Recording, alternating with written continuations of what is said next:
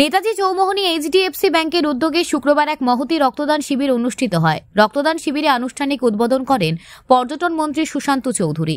রক্তদান শিবিরে উদ্বোধনী অনুষ্ঠানে বক্তব্য রাখতে গিয়ে মন্ত্রী সুশান্ত চৌধুরী বলেন, ব্যবসা বাণিজ্যের পাশাপাশি সামাজিক দায়বদ্ধতার কথা মাথায় রেখে এইচডিএফসি ব্যাংকের তরফে এই ধরনের রক্তদান শিবিরের আয়োজন করা হয়েছে। তিনি বলেন, রক্তদান মহৎ দান।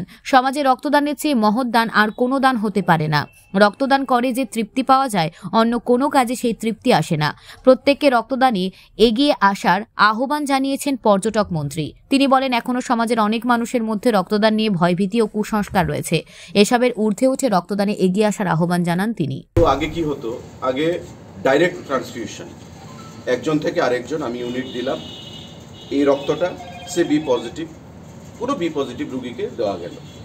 কিন্তু এখন আপনারা জানবেন আমাদের রাজ্যেও এগুলো শুরু হয়েছে।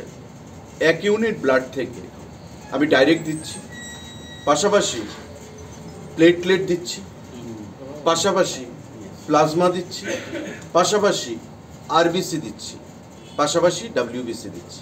দ্যাট ইজ, প্লাজমা দিয়ে আমি একটা রুগীকে বাঁচাতে পারছি, আমি ডাইরেক্ট ব্লাড দিয়ে যেটা নিচ্ছে সেটা দিয়ে বাঁচাতে পারছি, প্লেটলেট অনেক সময় ডাউন হয়, প্লেটলেট দিয়ে আমি দিতে পারছি, রেড ব্লাড সেল আরবিসি দিয়ে আমি বাঁচাতে পারছি, plus white blood cell WBC দিয়ে আমি বাঁচাতে পারছি। তো 1 unit blood equal to I am saving 4 to 5 lives.